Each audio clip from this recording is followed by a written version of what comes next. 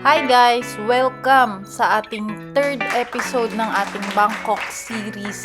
To recall, last episode, tinur namin kayo sa ating hotel dito sa Bangkok sa Hotel Ordinary. So ngayon, lalabas naman tayo sa hotel. May pupuntahan tayong mall. Pero, paano ba tayo makakapunta doon sa mall na yon? This time, nag-book kami dito sa Bolt. Ano nga ba yung Bolt? Ito para siyang Grab dito sa Philippines, pero mas affordable. And, ayun, mas sikat siya eh. Dito sa Thailand, no? Pero, meron din Grab dito. Yep, pero kung i-compare niyo yung price, mas okay dito sa Bolt. At saka, madami siyang options dito. Merong van, merong 6-seater, 2-seater, 2-seater. May motor, meron din, alam mo dito, meron dito female yung driver mo. Oo. Solo traveler ka, gusto mo feel safe. O, ayan, ka. 79 baht. Papuntang, Dito. alam nyo ba to? Kung saan to? Saan tong elephant na to? Hulaan nyo. Dito sa Central World. Oh, ayan. Ano nga ba yung Central World? Ito yung parang isa sa mga sikat na malls dito sa Bangkok. Napakalaki ng mall na to, di ba? Ito, pagpasok nyo, ito yung parang activity area nila. So, ayan, merong nagaganap ngayon na activity which is yung Sanrio Emerald. So, may mga tinitinda dyang mga Hello Kitty stuff.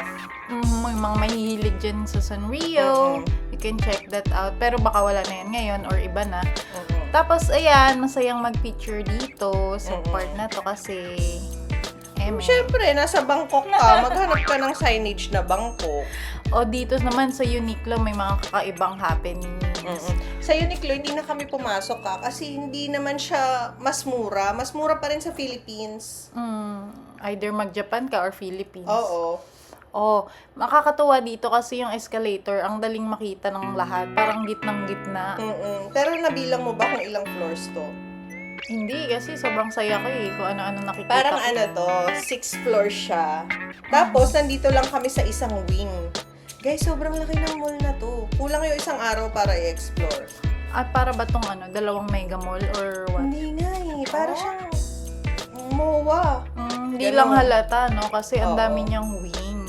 Tapos nakakatuwa, dito ka lang sa bandang to, sunod-sunod lang yung escalator. Pag paakyat ka, puro paakyat. O sige. Di ba may mall sa atin na kailangan mo umikot ng talagang matindihang ikot para mapuntahan mo yung susunod na paakyat na escalator? Dito guys, pag akyat mo, lakad ka konti, paakyat na naman. Para siyang spiral, no? Yung escalator. Dire-diretso ka lang. So, kung nag-iipon ka ng steps, makakatipid ka ng steps dito. Ay, oo. At marami rin ako nakikitang kakaiba actually. Syempre, yung target namin for this day, kasi hindi pa kami kumakain eh, galing Kain kaming muna tayo. airport. Samahan niyo muna kaming kumain. Dito tayo sa Tops Food Hall. O pag nakita nyo to dun sa mga escalator view, ang pangalan Food World, para itong malaking food court. Paano nga ba bumili dito sa food court na to? Ayan. Siyempre, magpapaload ka muna dyan from your cash to card. Kasi hindi sila... meron naman nag-a-accept ng cash. Pero, almost all is card to. So, ibabalik naman nila yung refund. So, for this time, nag-load muna kami ng 1,000 baht. Tapos, saka kami nag-ikot-ikot. Mapapansin nyo dito, puro Michelin. Yung sa pagkain, yung may mga award-winning sila na food. Maraming ganun dito sa Bangkok. Actually, yung Bangkok, isa siya sa mga lugar sa Asia talaga na babalik-balikan mo dahil sa pagkain. True yan. At hindi ka naman talaga magsisisi, pero bago ang lahat, maglibot ka muna para makita mo lahat kung anong gusto mo. Siyempre, pag gutom ka, nakaka-excite, parang gusto ko nang orderin lahat eh. Pero syempre, strategic kami dito kasi sa 1,000 baht, kailangan makabili kami talaga ng mga the best dito sa food court na to. Kaya ang pinili namin talaga yung mga Michelin kaagad. Pero guys ha, hindi dahil hindi Michelin, hindi nyo na dapat i-try. Sure. Like, i-try nyo rin yung mga hindi Michelin kasi for sure masasarap din naman yung mga yun. Yep. Ang cravings namin, ito Pad Krapao. Siyempre, kakalanding mo sa Thailand. Ano pa nga bang kakainin mo kundi Pad Krapao? Oo, ang basic food. Dito kami umorder, tignan nyo, 138 baht lang. Tapos set na siya, may kasama siyang chicken balls. Kita nyo? 138. Para simple lang, i-times 2 natin. Magkano yun?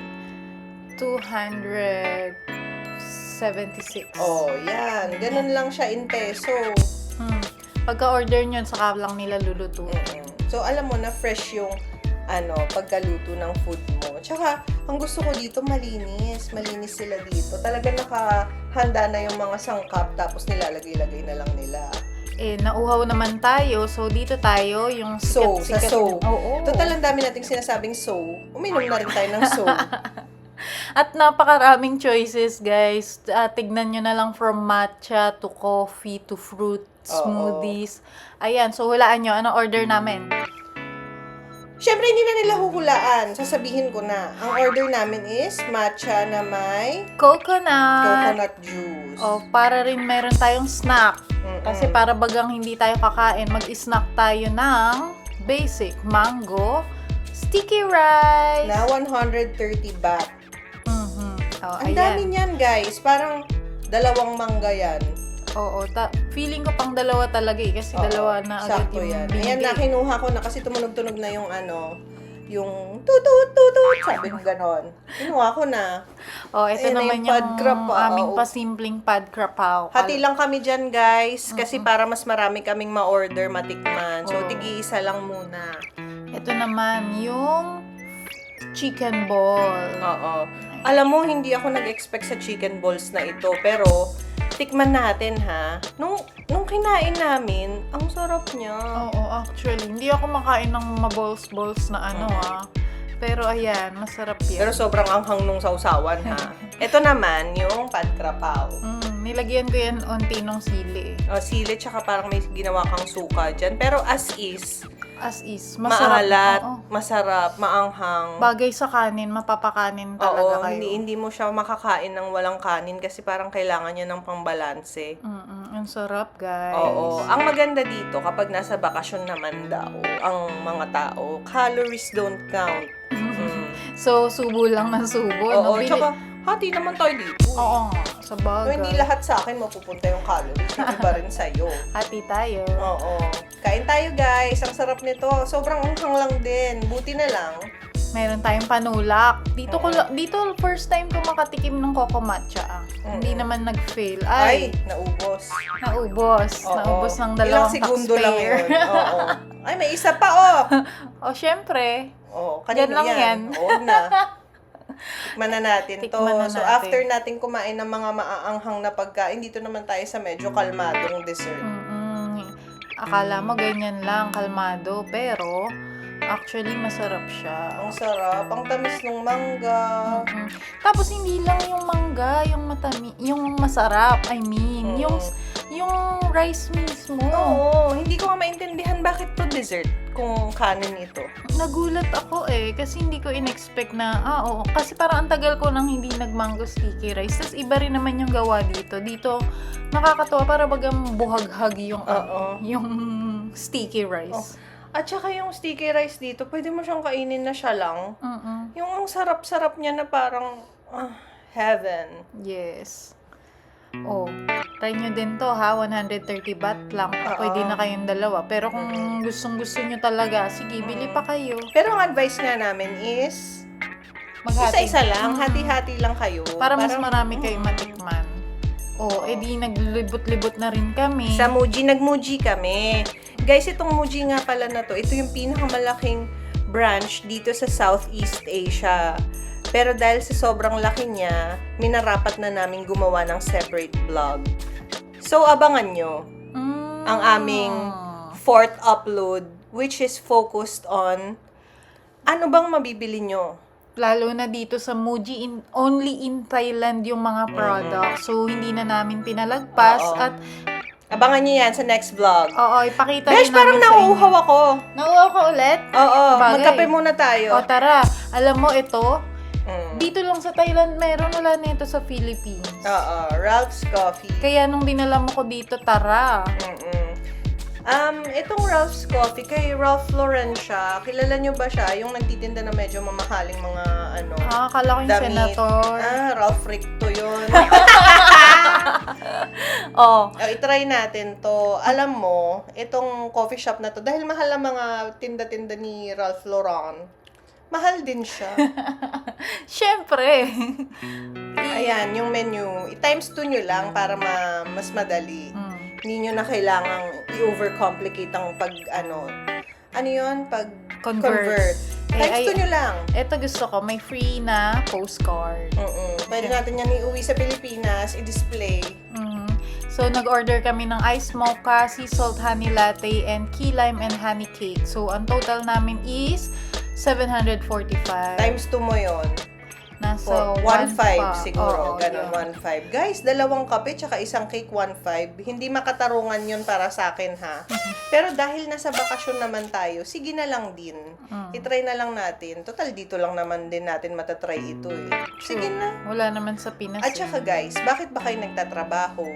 Siyempre, mag-enjoy din kayo ng finer things in life. Kaya naman marami tayo reklamo sa buhay kasi ipon tayo ng ipon ng ipon, hindi na tayo nakakapag-enjoy minsan. Minsan lang naman, hindi naman lagi-laging kalabisan na anak ng kontraktor. Wag naman ganon. Meron din silang tinda dito ng mga coffee beans, mga merch. merchandise. Pero guys, ang mamahal, Diyos ko. Hindi mo gugustuhin. Kung afford naman nila, go buy. Kung afford nyo. Pero, pwede nyong lagpasan ito. Pero wala niyan Pinapakita dito lang namin. sa Pilipinas. Kung bibili ako ng Ralph Lauren, siguro na lang, bag, damit. Ay, true. Oo. Kaysa dito sa merchandise sa kapihan. Pero kung gusto nila akong regaluhan, Oo, gusto ko yung cup ha, guys. pwede rin mag-resell kasi Oo. di ba uso yan. I-resell Oo. nyo. Pero parang wala kaming panahon maging reseller, guys. Kasi as a taxpayer, meron din kaming trabaho. Ito bakasyon lamang. Opo. Eto na. Dumating na yung order natin. Nagustuhan ba natin? Ano bang impression mo dyan? Yung key lime sa akin, masarap. Pero yung drinks, parang May hindi mas naman ako masarap. masarapan. Oo. For the price. Oo, thank you na lang din dito. Hindi babalikan. Dito na lang tayo. Ay, Mag-dinner na nako, tayo. nagutom na naman kami. Syempre. Kakakain lang namin. Ano ba tong Nag-share-share lang songpa? tayo. Ito, yung ano ba to? songpa? Ikaw yung may alam dito, expertise sa Itong songpa. songpa, restaurant to sa Singapore. Kaya lang itong kasama ko, gusto niyang subukan. O di nandito tayo sa Thailand para sumubok ng Singaporean restaurant. Gusto niya yan Kasi gusto ko yung sabaw. Oo, anong tawag doon yan, no? Yung nakikita nyo, yan yung sikat nila, bakute. Alam nyo yung nilagang baboy sa atin. Ganun lang naman. Pero clear soup siya, wala siyang gulay-gulay or ano. Ayan. Comprehensive yung menu coverage namin. Baka naman gusto nyo rin kumain dito. Okay naman. I-post nyo na lang. Tignan nyo yung mga price. Basta, times 2 nyo lang palagi. Opo. Affordable naman talaga siya. Tsaka masasarap naman yung food. Oo. Tapos, like, as always, hati na naman kami dito. Para hindi naman masyadong busog na tig-isang meal. Para mas madami ding matikman. Tsaka maganda yung service nila dito. Ano bang proseso dito? Ayan. Basahin nyo. Enjoy while the soup is hot. Only yung soup dito, di ba? Oo. So, kung mahilig kang humigop-higop ng sabaw, tapos ang lasa nito is, nilaga. Nilaga na maraming paminta, ganon siya. Para siyang healing. Yes, very healing. Lalo kung maulan, di ba? Maulan na ngayon. Maulan na rin siguro sa Thailand yan. Paulan-ulan na, actually. Nababalitaan na namin sa news na medyo maulan-ulan na. Medyo may pagbabaha na rin doon. Ito yung in-order natin. Parang yan, sampler yan ng meatballs, egg, tsaka tofu. Ito na, ang main event. Main event, yung bakute. Bakute. Siya, pork rib siya na fall off the bones. Yeah, very soft. At, alam mo yun, madami yung serving niya eh. Yung isang serving hati na talaga eh. Oo. Ilang ribs yun? Siguro 4 na ribs sa isang serving. Tapos yung sabaw, pwede kang huminging non-stop dyan. At very hot. At ang sarap-sarap talagang higupin. Oo. Medyo ka nga lang dito, magpapawis ka rin kasi syempre humihigop ka ng mainit na sabaw. But worth it siya, worth the try. So, happy ako kasi meron dito sa Thailand. Hindi pa ako makapuntang Singapore dito na lang muna. Kayo ba guys, naka-try na kayo ng songfa? Or kaya nyo ba itong lutuin sa bahay? Wow! I think kaya siyang lutuin kasi sa bahay. Actually, may nabibili sila dito. Oo. Pang gusto nyo i-take out. May Kung gusto nabibili nyo sila gaya. ng panghalo sa sabaw. Oo. May kakaiba kasi siyang lasa. Oo. Oo, para siyang nilagang baboy. Pero may kakaiba. With the Anong twist. kakaiba ba ang Parang may spice siya na... Yun yung mapaminta yung gano'n. Oo, yung Parang hindi siya tumigil sa kakalagay ng pamintang duro. Oh, more. Ay, ayan. Ano nga to? Pork to, di ba? Pork. Crispy pork. Crispy pork na medyo spicy na may manipis lang na breading. Siyempre, umorder kami ng ibang side dishes at kung napapansin nyo, wala namang carbs itong order namin. At saka kapag nasa bakasyon kayo, huwag nyo namang kalimutan kumain din ng gulay. True. Kasi hindi natin napapansin, guys, kapag nasa bakasyon tayo, puro na lang tayo fast food, puro na lang yung mga madadalian lang na kainin, 7-Eleven, pero nakakalimutan natin yung kumain tayo rin ng masusustansyang pagkain. Yung balanced food. So, don't forget ha. Kahit isa lang. Oo. Ayan, ano yan? Broccoli? Broccoli ala Singapore or Thailand version. Itong kasama ko, hindi siya sanay sa broccoli na ganyan. Uy, gulat ako. Flat. Akala ko kangkong. Flat siya. Flat na broccoli. Sa mga Chinese na restaurant or Singaporean, medyo may mga ganyan. Actually, may ganyan na naman sa atin. Siguro, yun nga, nakasanayan lang natin yan. Yung broccoli, yung parang flour. At ano siya, may pagka-peanutty, medyo mapait, pero masarap. In a way, masarap. Tsaka feeling ko healthy naman. Napaitan din ako dyan. Pero yung, describe mo yung sauce niya. Yung sauce nung broccoli. Broccoli stems ba yan? Oh, para siyang Chinese na ano. Ano ba yon? Hindi siya yung oyster sauce Hoisin. Hoisin. Oo. Yun. Yun yung nalasahan ko sa kanya, very East Asian, very Asian yung pagkakal-taste sa kanya. At this point, medyo busog na kami. Kung nakikita nyo, mabagal kaming kumain. Kasi, guys, itong nasa video na to, isang araw to sa Central World ha. Tapos, kain lang kami ng kain. Ano yun?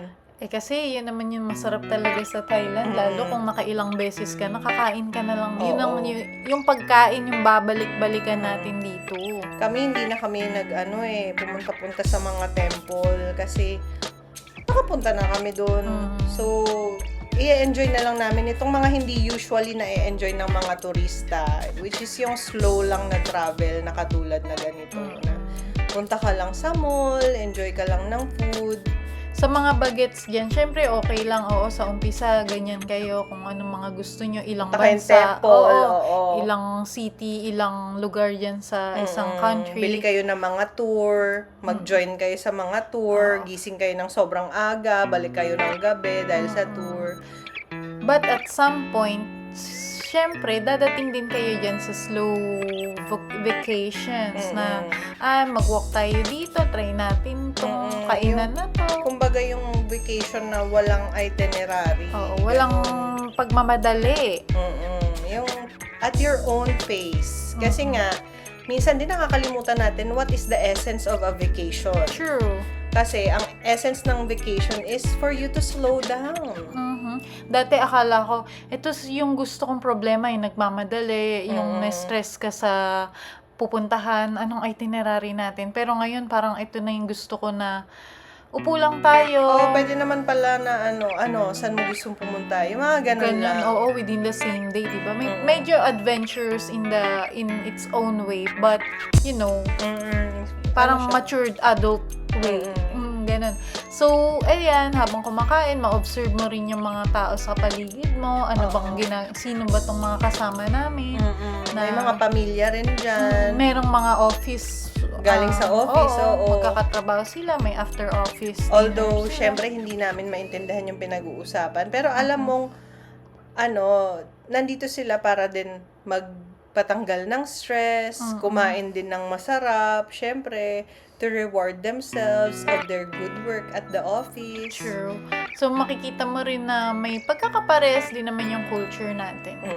Na ganun. At habang nag-enjoy kami ng mga sabaw, hihingi-hingi pa kami ng refills dyan. Kasi masarap talaga yung sabaw. Itong spare ribs na to, pwede mo siyang isawsaw sa 3 sawsawan eh. Merong sweet and sour, merong parang vinegar, tsaka meron yung hoisin sauce. Pero ako hindi ko masyado na yung sinawsaw kasi nga, ang sarap na niya on its own. Hindi na kailangan, actually. Ayan, kumain kayo ng vegetables. Ulit-ulitin namin yan kasi mahalaga talaga, hindi lang puro, ano ba yun, protein ba yung mga meat. Ayan, so Yan ayan na na ang yung nangyari. aftermath. Naubusan na. Worth it naman siya, guys. Magkano total ng kinain natin na, ang dami naman nun din. So, ayan, computing na ni Sir Cashier. Doon kayo magbabayad sa may cashier. Palabas, oo. So, that's 823 baht for tuna. Ang dami na namin natikman ha. 4 na dishes na yan. Pero guys, hindi pa rin ako busog. Punta pa tayo dito sa kabilang mall. Saan nga ito? Sa Paragon? Sayang Paragon. Oo. Kasi nabalitaan namin nandito tong Here High. Ano rin to Michelin. Ano sikat dito? Di yung kanilang crab rice. Ayan, kita nyo yung signage nila. Neon signage, crab rice. At saka, ang laki ng ano dito ni Michelin, oh. Para kayong may friend. Oo. Parang tinatawag niya, hali kayo, busog na kayo. Hindi pa. Kung bumili pa kayo ng crab rice dito, i-take out nyo yan. Mag-selfie kayo dyan. Oo, ayan. Yung mga kuya na yan, tig-isa silang wok dyan. Tapos ang ginagawa lang nila ay nagluluto sila ng crab rice. Ayan yung sikat pero sold out Mantis. na. Parang hindi ko bet ngayon kumain ng ng ipis ng karagatan. So, pastay dito. Tsaka mabilis siyang ma-sold out. Siguro masarap nga rin naman. Ayan, di ba? Habang nasa pila kayo, hindi naman sobrang haba yung pila. Mga 2 rows lang. Oo, manageable. Walang 15 minutes pipila. Buti na lang kamo. Kasi, Nakita namin tong restaurant na to sa TikTok. Oo, very sikat talaga siyang these days. So, sabi namin, worth the hype ba? Kailangan namin i-try para sa inyo. Tsaka para sa amin din, syempre. Syempre. Ayan na nga. Yung kinikwento mong si kuyang nasa walk. Ay, nagwo-walk. Nagluluto ng crab rice sa Isa walk. sila dyan, Tapos, ang daming crab. Ayan, ang daming mantika dito sa glass. Buti merong merong hati, kundi na prito-prito na rin yung mga nakapila. Oo, natalsik-talsikan na lasa na sila. Hindi ba tayo kumakain ng pad thai? Ay, syempre, oo nga. Ito, highly recommended din ng mga ibang influencers. Ang tip sa May, pinakamasarap daw to na pad thai dito sa Thailand. So, try na rin namin. Ay, mababait sila dito. Yung mga ate, mga tita. Very smiley habang nagluluto. Nag-order kami dito. Walang pila dito. So, nung nag-order kami, halos 5 minutes siguro. Tapos na. Pagka-order sa kanila iluluto. Sure kang fresh na fresh yung pagkain pagkaluto. Tapos pagkabigay sa'yo. Kahit di ka na fresh. Magkano? Oo. Hindi na tayo fresh nito, no? Anong kala nyo? Fresh pa kami dito? Hindi na. Gabi na. Very cheap naman. Actually, yung price nasa ranging below 200 baht, I think. So, magkano yun? 400 pesos? Nakita ko napakadami. Oo. Tsaka may mga yung malalaking hipon. Prawn ata tawag doon. Tinake out na namin para kasi syempre ang dami, di ba? Feeling namin hindi na namin ito mauubos. So, pwede pa namin i-breakfast or pang kinabukas. Oo, painit na lang namin bukas. Ito, may mga mabibili pa kayo dito pang pasalubong. So, ito na nga, tinake out namin. Nakakatuwa yung paper bag, ha? Gusto namin tong paper bag. Alam mo kung saan galing, eh. Oo, sa Tip sa May. Ano kaya yung dala nun? Tip sa May yun. Alam ng mga tao na panta yung karga mo, eh. Pero bago tayo umuwi, buksan na nga muna natin itong crab rice. Tsaka crab omelette, bumili kami. Guys, tingnan nyo kung gaano kadaming crab yan. No joke. As a crab lover.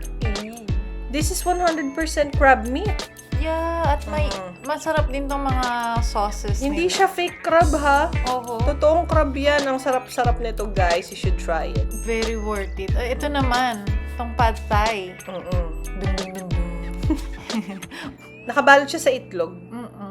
Tapos pag kakaiba binuksan yung mo. noodles niya. Yun nga, yung parang pa-spaghetti. Oo, sanay kami sa pad thai na parang flat yung noodles. Ito spaghetti. So, okay naman siya, nakakabusog ang dami. Dami, Pero hindi sobra. siya yung favorite ko. Ako din hindi. Pero okay din naman. Okay. Guys, tatapusin na namin tong video. And maraming salamat sa pag-join nyo sa amin dito. Abangan nyo yung part 4 ng aming Bangkok series. Kasi ililibot namin kayo sa Muji. Thank you for watching! Bye! Thank you!